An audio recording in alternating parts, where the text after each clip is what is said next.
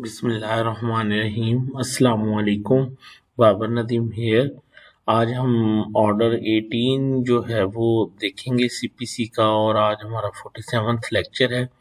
Order 18 जो है उसका जो टाइटल है वो है hearing of suit and examination of the witnesses.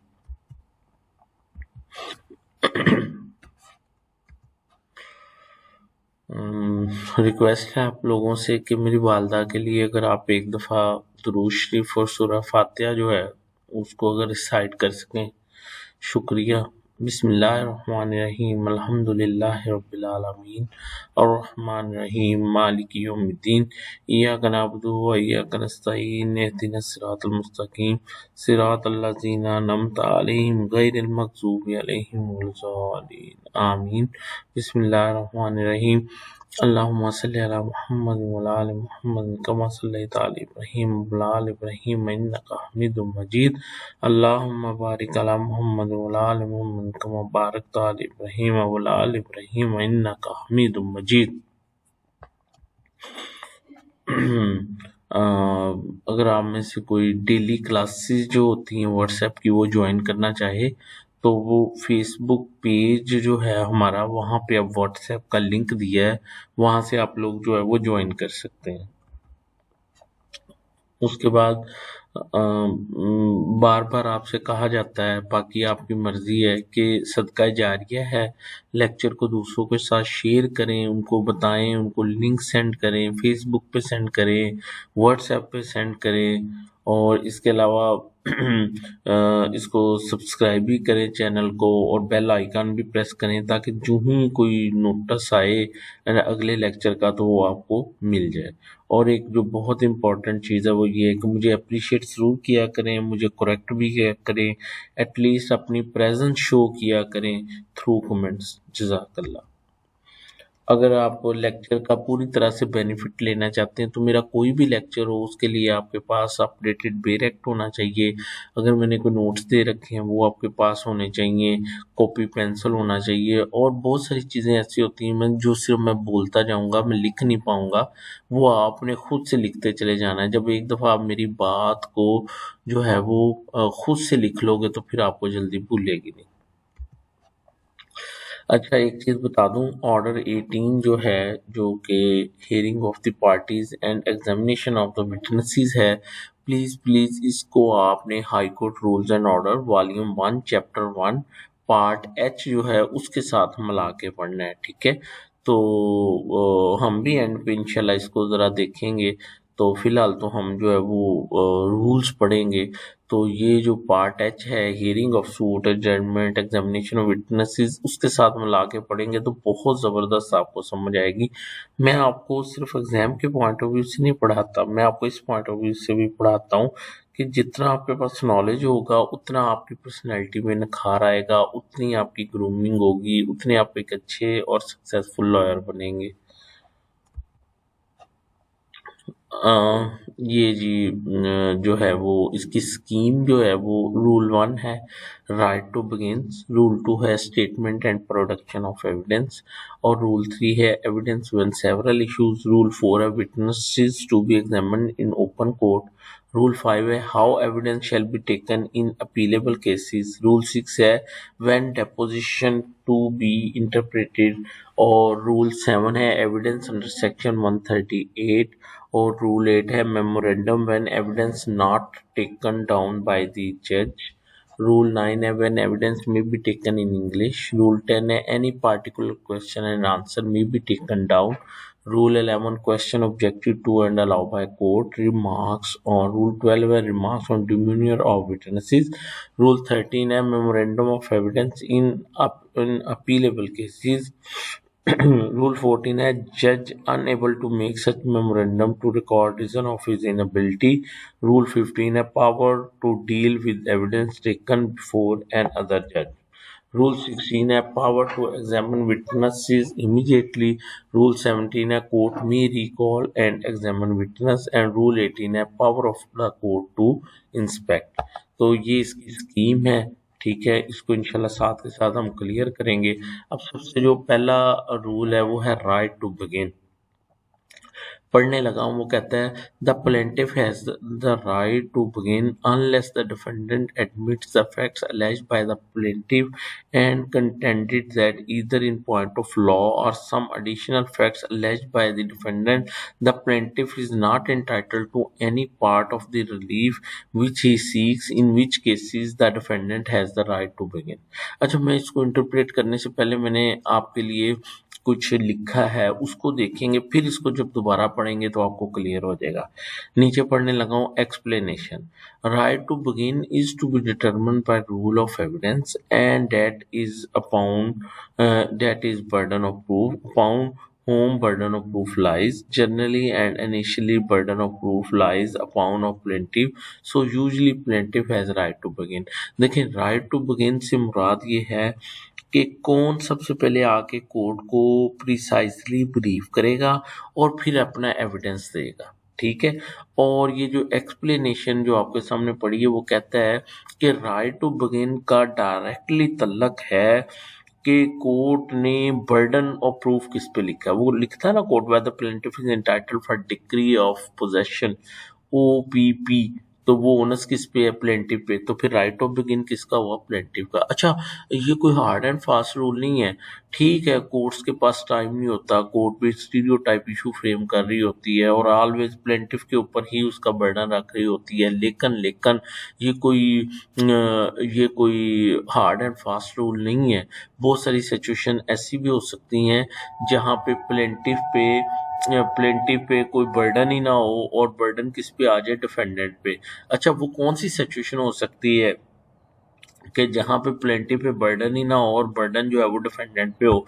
उसके लिए मैंने आपके लिए एक एग्जांपल लिखी है अगली स्लाइड पे, वो देखते हैं। देखिए, अब मैं इलस्ट्रेशन पढ़ने लगा हूँ। Plaintiff has instituted a suit for recovery of 10 lakh rupees as loan from defendant.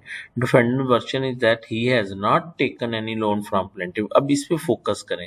Defendant का वर्जन है कि ही has not taken any loan from the plaintiff. So in these circumstances, burden of proof lies upon the plaintiff to prove that he gave loan to defendant.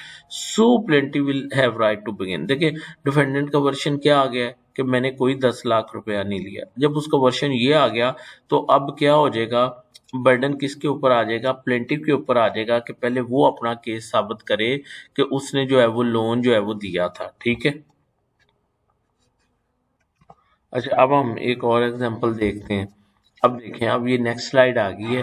Plaintiff has instituted a suit for recovery of 10 lakh rupees as loan from the defendant. Defendant version is that yes he has taken the loan from plaintiff but now that debt is time barred. In those circumstances, burden of proof lies upon the defendant, so defendant will have right to begin। देखिए, अब जो court issue frame करेगी वो ये court ये नहीं करेगी whether plaintiff is entitled for recovery of loan rupees 10 lakh. नहीं, वो तो उसने एडमिट कर लिया कि हाँ जी लिया, लेकिन वो कह रहा है वो टाइम बार्ड था। तो अब जो इशू फ्रेम होगा वो ये होगा whether debt is time barred, ठीक है, and the suit is liable to be dismiss. और इसका बर्डन किस पे चला जाएगा, OPD, डिफेंडेंट के ऊपर। तो अब किसकी लायबिलिटी बन जाएगी उसको साबित करना, अब राइट ऑफ बिगिन किसका हो जाएगा, वो डिफेंडेंट का होगा।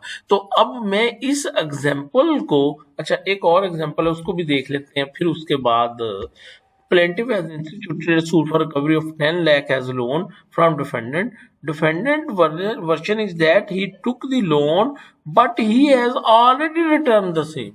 या डिफेंडेंट ये कहता है, वो कहता है हाँ जी मैंने लोन लिया था लेकिन मैं इसको वापस कर चुका हूं। तो वंस अगेन बर्डन किसके ऊपर है, बर्डन इशू कैसे फ्रेम होगा, whether defendant has return the loan rupees 10 lakh rupees. अब वो लिखने की जरूरत नहीं है कि वो जो है वो पहले प्लेंटिफ के ऊपर बर्डन रखने की जरूरत नहीं है। मैं मानता हूं कि स्टीरियोटाइप इशू ऐसे ही फ्रेम होते हैं पंजाब में कि वो प्लेंटिफ के ऊपर ही रख दिया जाता है, लेकिन हम लॉ पढ़ रहे हैं तो लॉ ये है कि कोर्ट ने प्रिसाइज इश्यूज फ्रेम करने हैं ये देखते हुए कि real controversy between the parties क्या है, ठीक है। तो अगेन यहाँ पे बर्डन ऑफ प्रूफ किस पे लाई कर रहा है, डिफेंडेंट पे, तो फिर राइट ऑफ बिगिन किसका होगा, डिफेंडेंट का होगा, ठीक है। अच्छा, अब मैं दोबारा टेक्स्ट पढ़ने लगा रूल 1 का, तो आप देखिएगा अब आपको पूरी समझ आ जाएगी। The plaintiff has right to begin, general rule क्या है अभी, प्लेंटिफ का राइट है, unless the defendant admits the facts alleged by the plaintiff, unless the defendant, जैसे उसने कहा कि हाँ जी मैंने 10 लाख रुपया लोन लिया है, तो उसने एडमिट कर लिया ना डिफेंडेंट ने, एंड कंटेंट्स दैट इधर इन पॉइंट ऑफ लॉ, और फिर वो आगे ये कहता है लेकिन due two point of law, जैसे वो कह रहा था टाइम बार्ड है, टाइम बार्ड है, ठीक है, और ऑन सम एडिशनल फैक्ट्स, और एडिशनल फैक्ट्स क्या है, या वो कहता है जी कि मैं तो इसको वापस कर चुका हूं, अब ये वो एडिशनल फैक्ट की बात कर रहा है, उसका केस मानने के बाद एडिशनल फैक्ट की बात कर रहा है। alleged by the defendant the plaintiff is not entitled to any part of the relief which he seeks, in which case the defendant has right to begin। तो बच्चों होप कि मैंने आपको रूल 1 बहुत अच्छे वे में बता दिया है और विद एग्जांपल्स बता दिया है, ठीक है। उसके बाद ये एक और इलस्ट्रेशन है, ये क्या है, defendant has raise a preliminary objection the suit is barred by law, ये हम पहले भी देख चुके हैं, तो फिर बर्डन किस पे चला जाएगा, डिफेंडेंट पे। तो राइट टू बिगिन यानी कोर्ट को प्रिसाइजली ब्रीफ किया जाए और फिर उसके ऊपर अगर वो क्वेश्चन मैटर ऑफ लॉ नहीं है, उस पर एविडेंस आए, तो वो किसने देना है, पहले डिफेंडेंट ने, ठीक है। अच्छा जी, उसके बाद एक इम्पॉर्टेंट पॉइंट आपके लिए मैंने लिखा है, इसमें क्या है, where onus of proving of some of issues lies on plaintiff, it is the plaintiff who has right to begin the evidence on such issues and conclude the same thereon, plaintiff may reserve evidence on those issues only the onus of proving of which lies on the defendant। लो जी, ये एक judgement है PLJ 2001 Lahore 1154, इसमें ये कहा गया कि जहां पे कुछ इश्यूज का बर्डन किस पे हो, प्लेंटिफ पे, और कुछ का किस पे हो, डिफेंडेंट पे, तो फिर प्लेंटिफ ने ही शुरू करना है, फिर प्लेंटिफ ने ही, जो कि प्रैक्टिस भी चलती है, प्लेंटिफ ने ही अपना केस जो है वो क्या करना है, वो साबित करना है। अच्छा, आगे वो एक बात करता है, बात रिबटल की, जिसे हम तरदीदी शहादत भी कहते हैं, ठीक है, एविडेंस इन रिबटल। ये क्या चीज है, देखें प्लेंटिफ का केस था, उसके अगेंस्ट प्लेंटिफ ने एविडेंस दिया, ठीक है, और उसके बाद डिफेंडेंट ने भी एविडेंस दिया, लेकिन डिफेंडेंट ने एविडेंस दिया किसका, एक तो उसने एविडेंस दिया है प्लेंटिफ के, जो प्लेंटिफ के इश्यूज थे उसके रिबटल में, और जिनका बर्डन उस पे था डिफेंडेंट पे, उस पे भी उसने एविडेंस दिया। तो अब जो डिफेंडेंट ने अपने इश्यूज के ऊपर एविडेंस दिया है, प्लेंटिफ ने भी तो उसको रिबट करना है ना, तो उसको कहते हैं रिबटल एविडेंस, तरदीदी शहादत। तो ये किस तरह से स्कीम चलती है कि प्लेंटिफ की मर्जी है कि वो अपना एविडेंस करवाते हुए वो डिफेंडेंट के जो इश्यूज हैं उनके मुताबिक भी अपना रिबटल उसी वक्त ही दे दे कि भाई इसके ये इश्यूज हैं तो इसने ये एविडेंस देना है, तो मेरा रिबटल ये हो सकता है, वो अपने एविडेंस में ही उसको क्लियर कर दे। या वो क्या करे कि वो अपना एविडेंस दे दे, अपने इश्यूज जो उस पर बर्डन है, और उसके बाद क्या करे, उसके बाद कोर्ट को बयान लिखवा दे कि मैं रिबटल का राइट जो है ना वो महफूज रखता हूं। उसके बाद डिफेंडेंट अपना एविडेंस दे दे, ठीक है।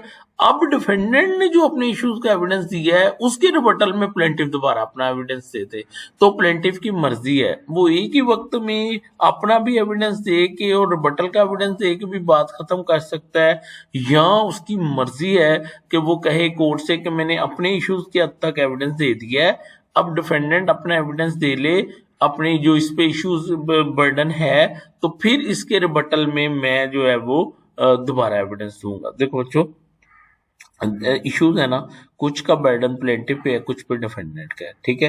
प्लेंटिफ ने अपने इश्यूज के बारे में अपना एविडेंस दे दिया, ठीक है। अब डिफेंडेंट ने क्या किया कि ना सिर्फ अपने डिफेंडेंट ने अपनी शहादत में ना सिर्फ उसके जो इश्यूज पे उसने एविडेंस दिया उसके रिबटल में एविडेंस देनी है, बल्कि जो उस पर बर्डन था इश्यूज का उसने उसकी भी एविडेंस देनी है। जब वो अपना एविडेंस खत्म कर लेगा तो अब डिफेंडेंट ने अपने इश्यूज का जो एविडेंस दिया है उसका रिबटल होगा, राइट होगा किसका, प्लेंटिफ का, लेकिन अगर प्लेंटिफ चाहे तो वो शुरू में ही वो डिफेंडेंट पे जो बर्डन था इश्यूज का, उसके रिबटल में अपने एविडेंस के साथ ही रिकॉर्ड करवा सकता है। होप कि आपको मेरी बात समझ आ गई। उसके बाद है, अब रूल 2 पे चलती है, statement and production of evidence. अच्छा, मैं ये शुरू करने से पहले ना आपको एक बात क्लियर कर दूं। वो बात क्या मैं आपको क्लियर करना चाहता हूँ कि देखें, कोर्ट में प्रैक्टिस क्या है कि एविडेंस के बाद फाइनल आर्गुमेंट्स होता है।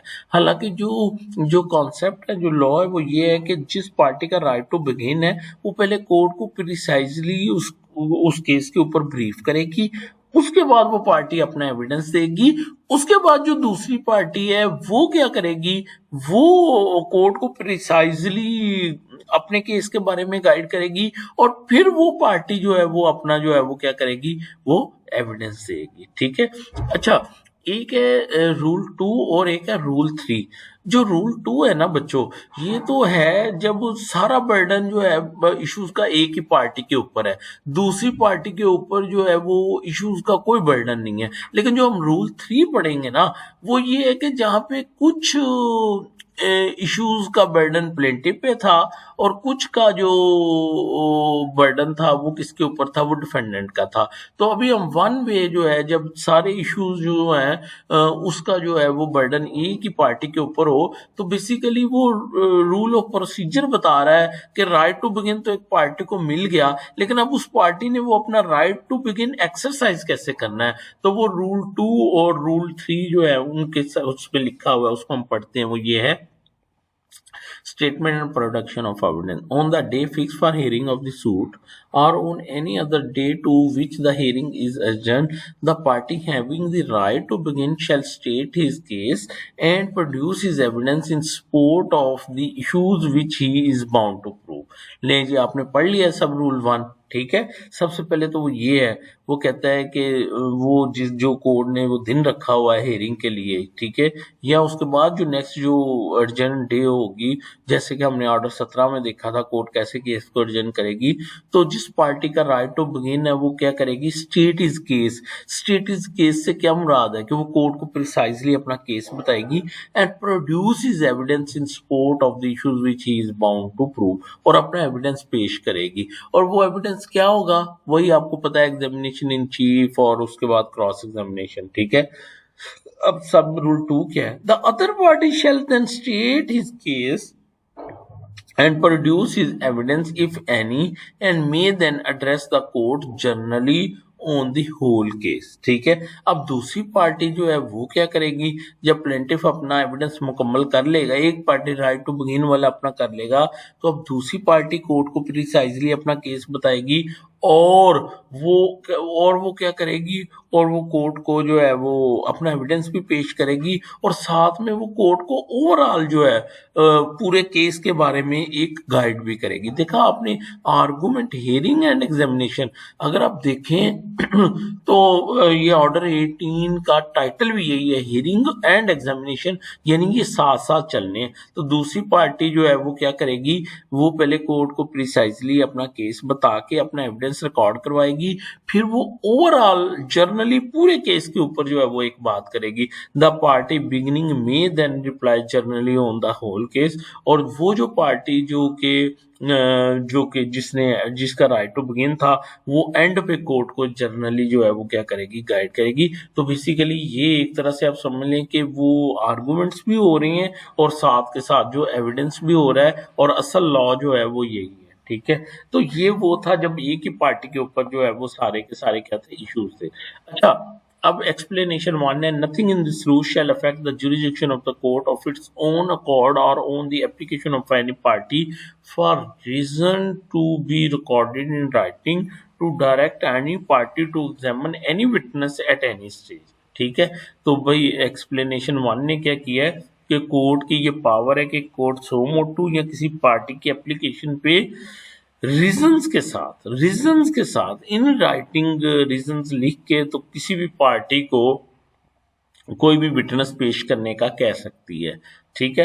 एक्सप्लेनेशन 2 क्या है? The expression witness in explanation 1 shall include any party as his own witness.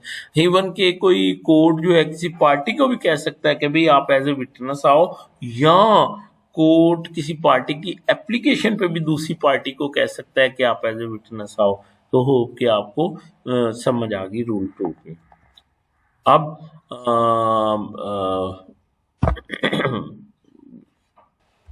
अच्छा, अब हम रूल 3 को देखते हैं। रूल 2 तो ये था ना कि एक ही पार्टी पे सारे इश्यूज का बर्डन था।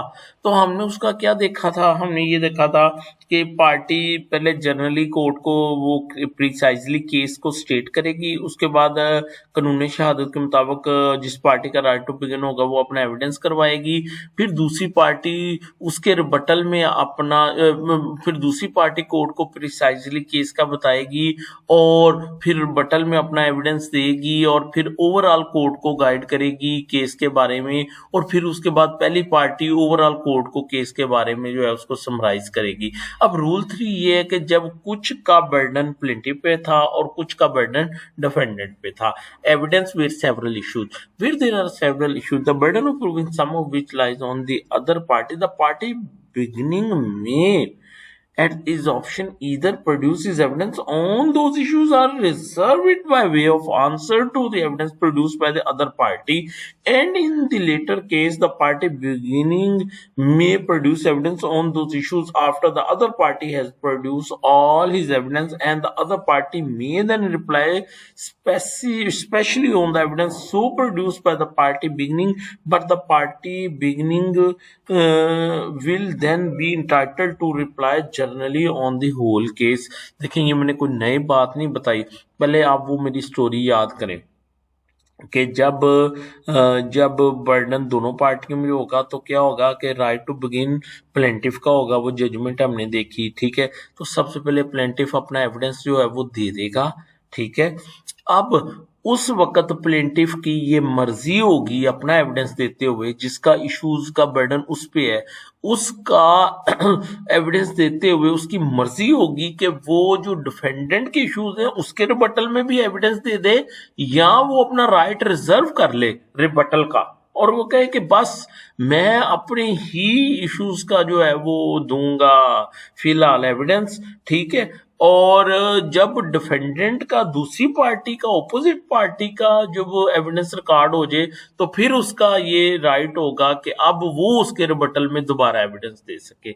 मसलन where there are several issues, जहाँ पे बहुत सारे issues हैं, the burden of proving some of which lies on the other party, जहाँ पे जो कुछ issues जो है वो दूसरी पार्टी ने साबित करने हैं। तो अब the party बिगिनिंग में जिस पार्टी का राइट टू बिगिन है वो क्या कर सकती है? में उसकी डिस्क्रिप्शन है एट हिज ऑप्शन, अपनी मर्जी से either produce is evidence on those issues, कि वो उस पर भी अपना एविडेंस दे दे जिसका बर्डन किस पे था? दूसरी पार्टी में, यानी रिबटल जो उसने करना है वो दूसरी पार्टी के इश्यूज के, और रिजर्व इट, या वो उन इश्यूज के ऊपर जिसका बर्डन अदर पार्टी पे है वहां पे अपना राइट सेव कर ले by way of answer to the evidence produce by other party, कि वो जो उनका एविडेंस आ जाए तो फिर वो पार्टी अपना एविडेंस जो है रिबटल देगी। And in the latter case, और अगर वो ऐसा करती है पार्टी कि वो अपना राइट, देखे ना कौंसल लिखवाते हैं कि तरदीदी शहादत का हक महफूज रखता हूं, तो वो बेसिकली रूल 3 है ना। And in latter case the party beginning may produce evidence on those issues after the other party has produce all evidence. देखा, जब दूसरी पार्टी अपना पूरा एविडेंस मुकम्मल कर लेगी and the other party may then reply अच्छा, जब दूसरी पार्टी अपना एविडेंस मुकम्मल कर लेगी तो जो प्लेंटिव वाली पार्टी जो है वो अपना फिर रिबटल में एविडेंस देगी, and other party may then reply specially on the evidence so produced by the party beginning. और फिर वो पार्टी जो मसलन जो डिफेंडेंट की पार्टी होगी वो रिप्लाई से मुराद है कि कोर्ट को गाइड करेगी, कोर्ट को आर्गू करेगी किसके ऊपर? जो कि प्लेंटिव ने जिसका राइट टू बिगिन था उसने इन रिबटल जो एविडेंस दिया है उसके ऊपर कोर्ट को गाइड करेगी। but the other party beginning will then be entitled to reply generally on the whole case। Basically वो ये बात कह रहा है कि जब उसका रिबटल का एविडेंस मुकम्मल हो जाएगा, यानी राइट टू बिगिन वाली पार्टी अपना एविडेंस भी मुकम्मल कर लेगी, रिबटल का भी, तो फिर जो अपोजिट पार्टी है वो ओवरऑल अपने केस को समराइज करेगी, और फिर वो जो पार्टी जिसका राइट टू बिगिन था वो कोर्ट को वो क्या करेगी, अपने केस को समराइज करेगी। नहीं जी, मैं एक दफा फिर रूल 3 को जो है वो स्टेप बाय स्टेप बताने लगा हूँ। स्टेप 1 ये था कि राइट टू बिगिन वाली पार्टी ने सिर्फ उन इश्यूज का एविडेंस दिया जिसका बर्डन उस पे था, ठीक है।